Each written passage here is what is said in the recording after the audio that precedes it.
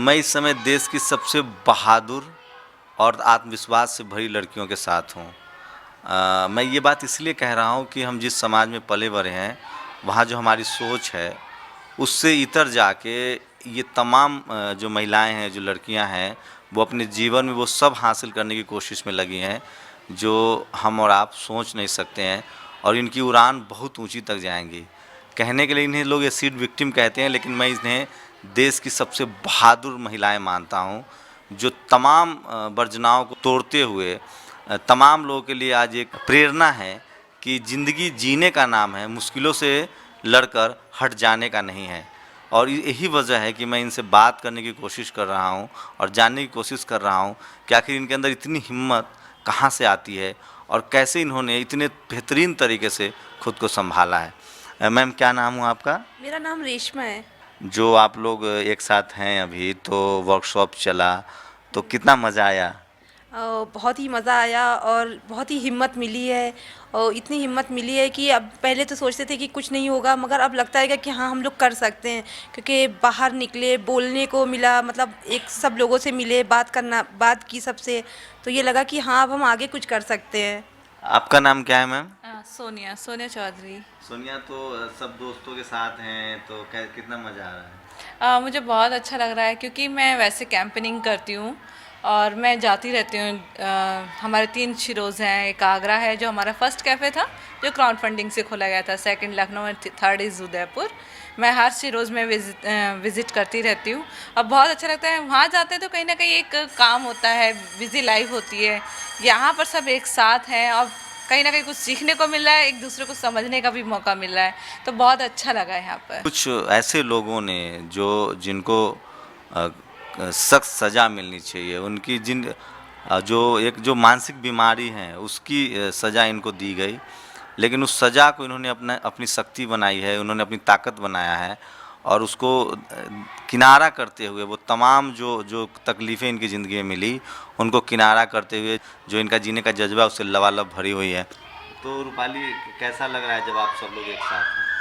वैसे तो ऐसे चांसेस बहुत कम मिलते हैं हम लोग को कि एक साथ रहने पे।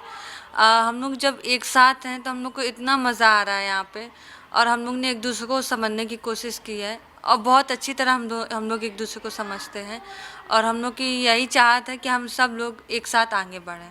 तो रूपाली, मैं बस सिर्फ ये चाहता हूँ कि मैं आपको तकलीफ़ों को कुरेदना नहीं चाहता, लेकिन एक वो दौर था जब ये तकलीफ़ झेली आपने, और आज एक दौर है, एक समय है जब आप इससे उबरने की कोशिश में लगे और उबर गई हैं, हिम्मत से आगे बढ़ रही हैं।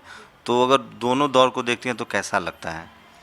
एक वो दौर था जो एकदम सदमे के जैसा था। हम लोग कभी नहीं सोचते थे शायद इस सदमे से हम लोग कभी निकल पाएँ। लेकिन जब और आज ये एक ऐसा दिन है कि हम लोग वो चीज़ को याद ही नहीं करना चाहते हैं। वो चीज़ सोचते ही नहीं कि हम लोग के साथ ऐसा कुछ हादसा हुआ है। बस हम लोग एक एन्जॉय करते हैं, वैसे ही जैसे पहले एन्जॉय करते थे वैसे अभी भी एन्जॉय करते हैं। बस क्या हुआ था जो मतलब वैसे तो मैं पास याद नहीं करना चाहती, लेकिन फिर भी जो हम लोग का उस समय का सीज़न था, हम लोग मैं जो करना चाहती थी वो सपना एकदम से टूट चुका था, इसलिए वो मेरे लिए एक सदमा हो चुका था।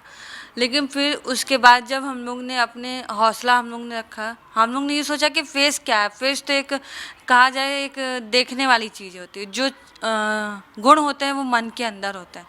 वो मेरी माँ थी ऐसी जिसने मुझे पूरी तरह सपोर्ट किया। उन्होंने कहा, बेटा तू हार मत मान, जो तू चाहती उस चीज़ के लिए आगे बढ़।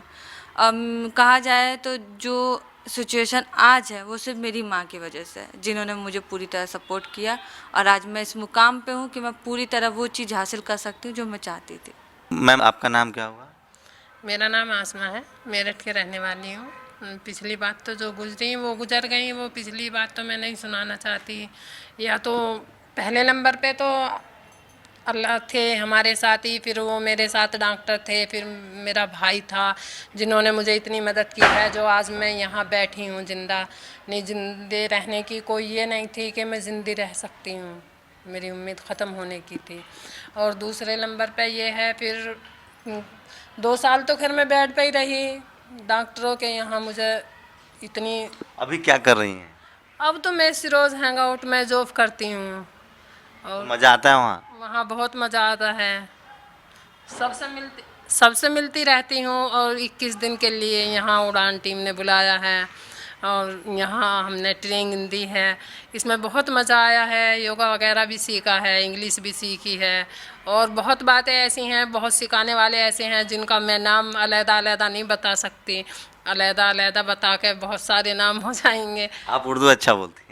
मैं ये सोचती हूँ मैं एक जगह सबको बता देती हूँ। उनके लिए बहुत बहुत उन्होंने बहुत हमारे लिए कोशिश की है, हमें यहाँ बुलाया है। इतना मैं बोल नहीं पाती थी और बोलना भी उनके उससे सीख गई हूँ। बोलती थी पर मगर इतना नहीं, बहुत कम बोलने की मुझे आदत थी। अब उन्होंने बताया है कि तुम्हें बोलना चाहिए, आगे बढ़ना चाहिए। अब मैं आगे बढ़ना चाहती हूँ अपनी लाइफ में। तो ये हौसलों की उड़ान है इन लोगों की, ये हिम्मत से ही उड़ी जा सकती है।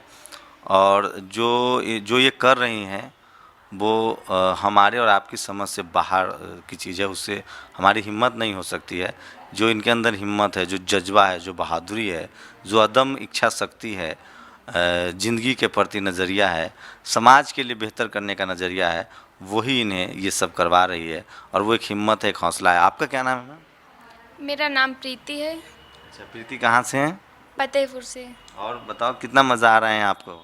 यहाँ पे तो बहुत मज़ा आ रही, मगर हमने कभी सपनों में नहीं सोचा था कि आज हम यहाँ पे मुकाम में खड़े होंगे और इतना अच्छा हम लोग करके दिखाए। हमने कभी सपनों में नहीं सोचा, मगर अब के सपने में सोच लिया कि नहीं, हम आगे कुछ करके दिखाएंगे और बहुत कुछ ही करेंगे। तो प्रीति क्या करती हैं?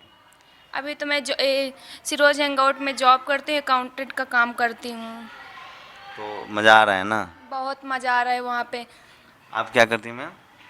अभी तो हम सिरोज में जॉब करते हैं। हमारा नाम गरिमा है, हम फतेहपुर से हैं। तो कितने महीने हो गए वहाँ जॉब करते हुए? अभी तो हमें 2 ही महीने हो गए हैं। तो अच्छा लग रहा है वहाँ? हाँ, बहुत अच्छा लग रहा है। सबसे मिल के, सबसे बातें करके, नए नए लोग आते हैं, उनसे बातें करना, उनको बिठालना अच्छे से, हमें बहुत अच्छा लगता है।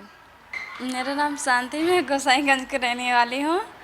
मैं सिरोज में काम करती हूँ। सबसे मिलके मुझे बहुत खुश हुआ, बहुत अच्छा लगा और सबसे मिलके मैं खुश रहती हूँ। तो अब आगे क्या करना है? आगे मुझे कुछ पढ़ लिख के कुछ बनना है।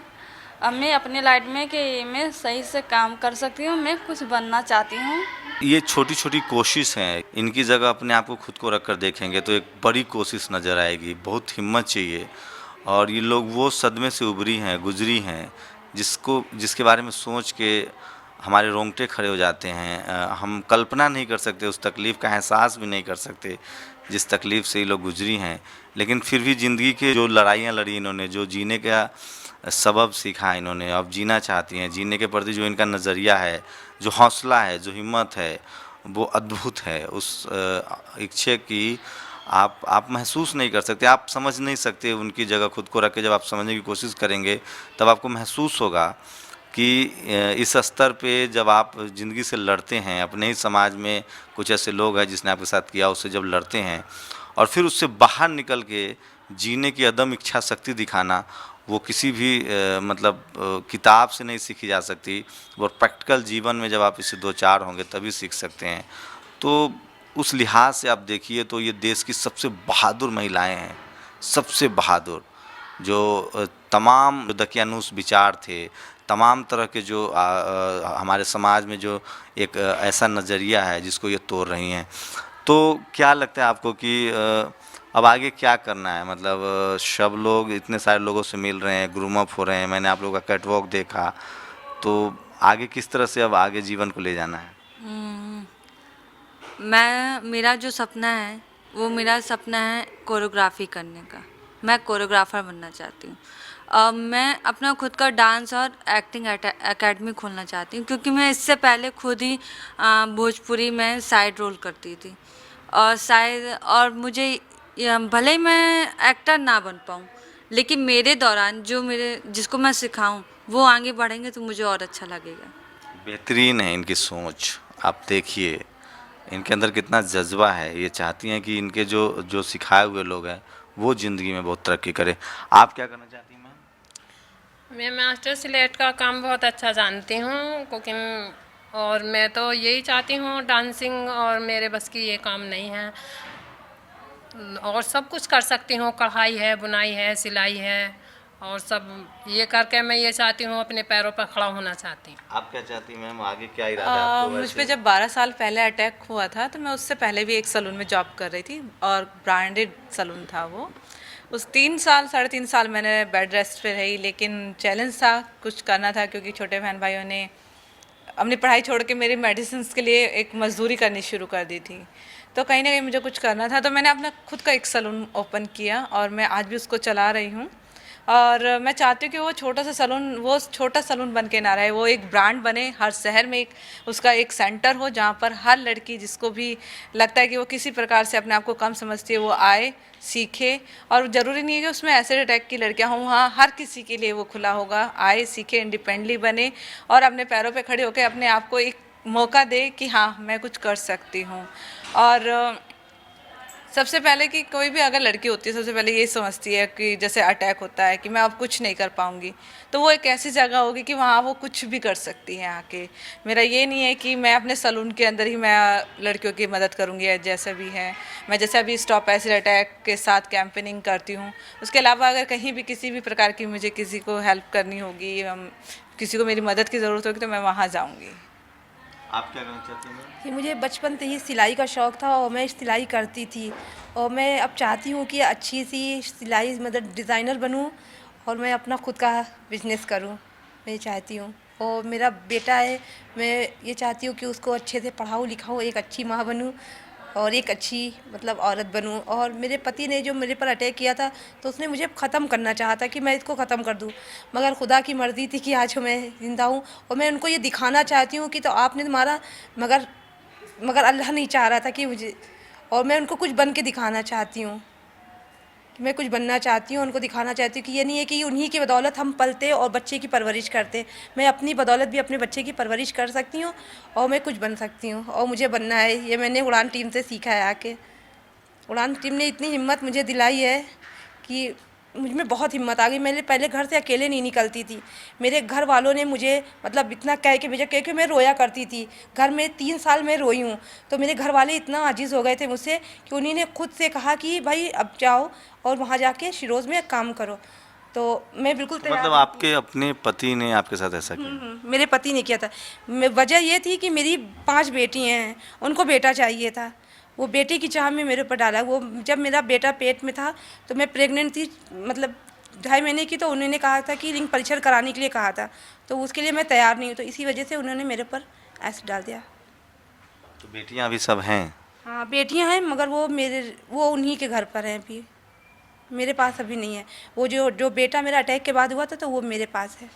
उन तमाम चीज़ों से ये आगे बढ़ चुकी हैं और बहुत आगे निकल चुकी है ज़िंदगी में, और वो उनको याद भी नहीं करना चाहती हैं, याद करना भी नहीं चाहिए।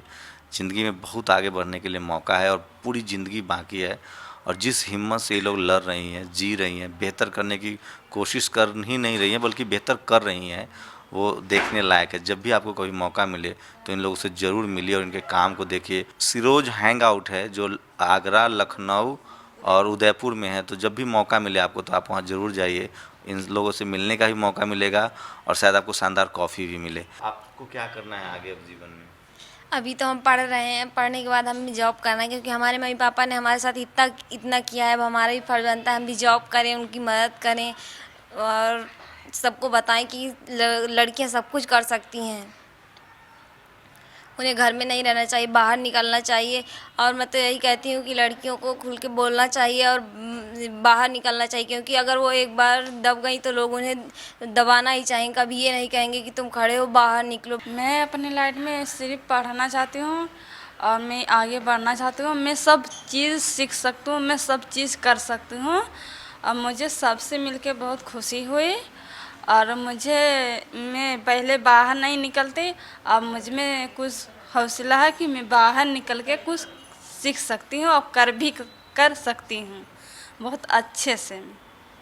लोगों को क्या कहना चाहती हैं जो लोग कुछ अजीब तरीके से सोचते हैं? वो खुद अजीब हैं इसलिए वो अजीब तरीके से सोचते हैं। जो उन लोग अजीब है ना कि सोचते हैं कि हमको इतना दबाव में रखती हैं कि सोचो कि दबाव में से नहीं बाहर निकलना और कुछ सीखने, क्योंकि कुछ बनना चाहते हैं। कई लोग हैं ऐसे जो इनकी जीवन में जो भी मदद हो सकता है, उसको मैं मदद नहीं कह रहा हूँ, एक तरह की कोशिश है वो समाज को कंट्रीब्यूट कर रहे हैं।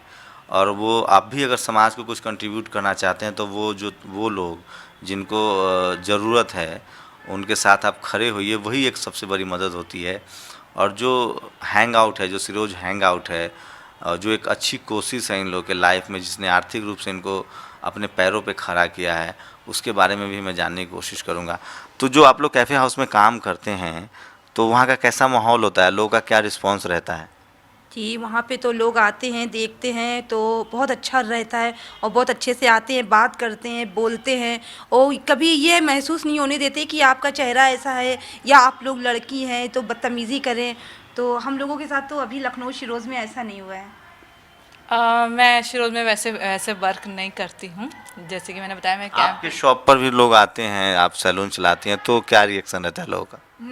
स्टार्टिंग में प्रॉब्लम हुई थी, लेकिन अभी ऐसा है कि क्लाइंट मुझे नाम से जानते हैं। इवन मैं यहाँ हूँ, मेरे क्लाइंट्स वहाँ परेशान हो रहे हैं। स्टार्टिंग में प्रॉब्लम हुई थी और मैं जैसे बताया मैंने कैंपेनिंग मैं करती हूँ छाँव फाउंडेशन और स्टॉप एसिड अटैक कैंपेन के साथ, उन्हीं की वजह से मैं इन सब से भी जुड़ी हुई हूँ। तो अच्छा लगता है कि शिरोज में जब आते हैं लोग तो इनको किसी भी प्रकार से ये कमी नहीं महसूस नहीं होने देते कि ये अलग हैं, ये उसी समाज का हिस्सा है, ये उनको दिखाते हैं। आपको कैसा लगता है वहाँ काम करते हुए? काम करता है मुझे बहुत अच्छा लगता है और बहुत अच्छा रहन सहन है। ये नहीं है जो बाहर के मर्द आते हैं कोई भी परेशानी नहीं है, अच्छे से मिलते हैं, बोलते हैं, हाथ फेरते हैं, बहुत अच्छे से हमें चाहते हैं। एक चीज़ जो आप लोग काम करते हुए जो महसूस करती हैं तो लोगों का रिस्पांस कैसा रहता है? जब मैं पहली बार सिरोज में आई थी तो बहुत तरीके के सवाल थे मेरे अंदर कि जो क्लाइंट आएंगे, जो भी सब लोग आएंगे, मेरे बारे में क्या सोचेंगे, क्या देखें। लेकिन जब मैं सिरोज में रहने लगी, मैं काम करने लगी तो एकदम डिफरेंट सा था। वहाँ पे ऐसा है कि कोई लड़कियों को ये नहीं जाना जाता कि हाँ आपका फेस जला, आप ऐसी हो वैसी हो, नहीं। हम लोग से जो भी आता है मिलने, प्यार से बात करते हैं। यहाँ तक कि हम लोग अपने गले से भी लगाते हैं कि आप नहीं, आप अपना हौसला मत हारो, अपने आगे बढ़ो। हम लोग से जो भी मिलता है सब यही बोलता है कि बेटा आप आगे बढ़ो और हमेशा आगे बढ़ते रहो। आपको कैसा वहाँ महसूस होता है काम करने के बाद? और पहले जब घर में थी आपको वहाँ कैसा महसूस होता है जब काम करें, और पहले जब घर में थी, जब दबाव था, जब बाहर नहीं निकलना चाहती थी? पहले तो घर में रहती थी तो कुछ भी ये लगता था मेरे लाइफ में बहुत कुछ कि मतलब गलत हो गया है, अब कि मतलब कभी आगे नहीं बढ़ सकते। मगर 1 अप्रैल से जब से सिरोज हैंग आउट में जो बहुत कुछ हिम्मत आ गई है और अपने मम्मी पापा भी करके दिखा रहे थे, मेरे मम्मी पापा भी देख रहे हैं कि नहीं मेरी लड़की अब अपने लाइफ में कुछ कर सकती है और कुछ करके दिखा सकती है। आपको कैसा लगता है वहाँ काम? हमें बहुत अच्छा लगता है, लोग आते हैं, हम उनसे मिलते हैं, बात करते हैं, बहुत अच्छा लगता है। पहले तो घर पे रहते थे, ज़्यादा बात बोलते भी नहीं थे, बातें भी नहीं करते, ज़्यादा कहीं जाते आते भी नहीं थे। लेकिन जब से यहाँ आए हैं तो बहुत अच्छा लगता है सबसे मिल के। आप बताइए। मैं सरोज में जब से जुड़ी हूँ तब से बहुत काम करके मैं खुश रहती हूँ। और मैं जब घर में रहती हूँ तो मेरे मम्मी पापा बहुत दबाव करते हैं। जब से मैं बाहर निकली हूँ तब से मुझे काम करना बहुत पसंद लगता है। तो ये देश की बहादुर बेटियां थी, आपने इनके आत्मविश्वास को सुना, ये जीवन में कितना, ज़िंदगी से कितनी लबालब भरी हुई ये भी सुना आपने। और थोड़ा सा क्रेडिट इसके लिए मैं आलोक और लक्ष्मी को दूंगा जिन्होंने कोशिश की और इन सबको एक जगह लाया और उन्होंने सिरोज हैंग आउट शुरू किया जो लखनऊ, आगरा और उदयपुर में है, जहाँ आप इनसे जब भी वहाँ जाएं तो उस हैंग आउट पर ज़रूर जाएं, कॉफ़ी पीने जाएं और इन सब से आपको मुलाकात होगी। और कॉफ़ी तो बेहतरीन मिलेगा ही आपको, लेकिन उससे सबसे बड़ी बात है कि इन लोगों की इच्छा शक्ति है, जो जीने का एक जज्बा है। इन्होंने समाज के वो तमाम दकियानूस जो विचार थे उसको परे हटाया है, किनारे किया है और घर से निकली हैं। और उस जो इनकी कोशिश क्या थी, जो ये चाहते थे इनसे जिन्होंने इन पर हमला किया, जिन्होंने इन्हें सीट विक्टिम बनाया, उसकी क्या कोशिश थी? वो चाहते थे कि ये घर से ना निकल पाएँ, ये अपनी ज़िंदगी न जी सके, ये आगे लड़ाई न लड़ सके। लेकिन इन्होंने एक बड़ी जीत हासिल की है। सबसे पहले उस बात को झुटलाया है, जो एक आदमी जो इस तरह का व्यवहार करता है, जो घृणित काम करता है कि वो आपको समाज से काटना चाहता है, उन्होंने झूठ साबित किया, इस बात को झूठा दिखलाया उस आदमी को। और उन्होंने साबित किया है कि अगर मेरे अंदर इच्छा शक्ति है तो मैं समाज को बदल दूंगी, मैं अपनी ज़िंदगी जी सकती हूँ। और वो तमाम लोगों के लिए एक कड़ा संदेश है, ये उनकी हार है जो इस तरह का नज़रिया रखते हैं, इस तरह से सोचते हैं कि मैं आपको आपके शरीर पर कुछ एसिड डाल दूंगा या आपसे मारपीट कर लूँगा या आपको इस लायक कर दूंगा कि आप समाज में नहीं जा सकती, इस लोगों से नहीं मिल सकते। तो उस पूरे नज़रिए को इन्होंने तोड़ा है कि ये मेरी गलती नहीं है, उसकी गलती है जिसने मेरे साथ ये किया है। और ये ज़िंदगी से लबालब भरी हुई है, सब के सब कॉन्फिडेंट है, बहादुर है, हिम्मती हैं और अपने जीवन में आगे जाना चाहती है और आगे पहुंची भी हैं। और आप इनसे किसी भी विषय पर बात कर सकते हैं। बेहतरीन हैं, बेहतरीन इंसान हैं, बेहतरीन महिलाएं हैं, बेहतरीन लड़कियां हैं, हिम्मती हैं, ज़िंदगी से भरी हुई हैं। और आप जब भी इनसे मिलेंगे तो भी आपको एक जीने का अपना एक अलग नज़रिया मिलेगा और आपको लगेगा कि ज़िंदगी जीने का नाम है, ठहर जाने का नहीं। कैमरामैन गौतम के साथ शंभू कुमार सिंह, नेशनल दस्तक, ग्रेटर नोएडा।